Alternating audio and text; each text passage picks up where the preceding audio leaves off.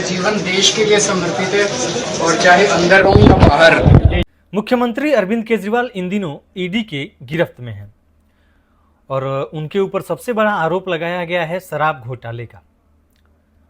ED ने court में ये कहा कि इन्होंने बहुत बड़ा शराब घोटाला किया है और जो शराब घोटाले का पैसा है वो गोवा इलेक्शन में खर्च भी किया है।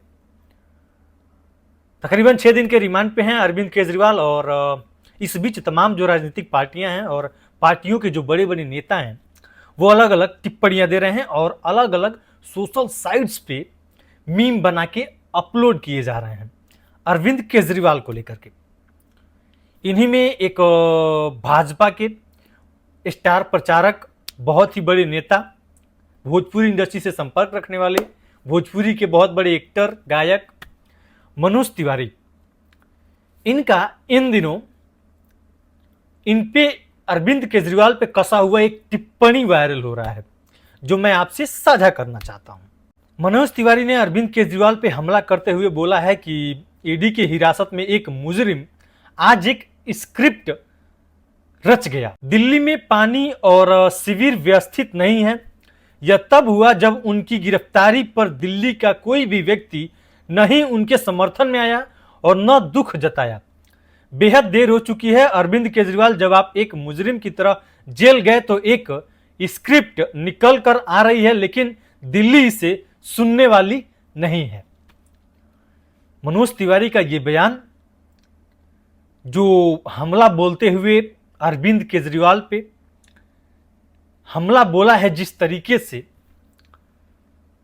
इनको लेकर के जो आपके समर्थक हैं काफी ट्रोल कर रहे हैं मनोज तिवारी को, क्योंकि इन्होंने गजब का हमला बोला है मनोज तिवारी ने अरविंद केजरीवाल पे। और भी बहुत सारे लोग हैं जो इस तरीके के तमाम हमला कर रहे हैं अरविंद केजरीवाल पे, आप पे।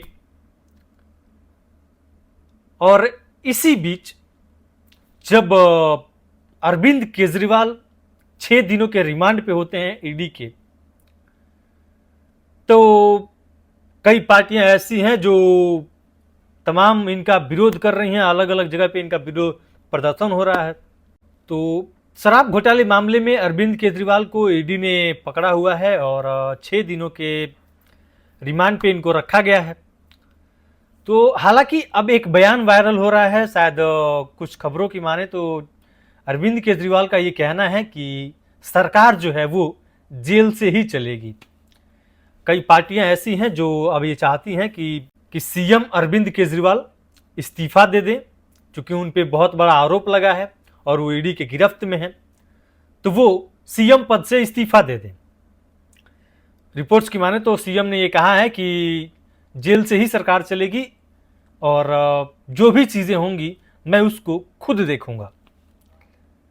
तो तमाम राजनीतिक पार्टियां जो हैं अब इन पे हमला कर रही हैं और अरविंद केजरीवाल अब जो है ईडी के 9 समन के बाद 10वें समन में इनको उठा ले जाती है। घंटों पूछताछ होती है घर पे और उसके बाद इनको उठा ले जाती है और कोर्ट इनको 6 दिन के रिमांड पे भी भेज देता है।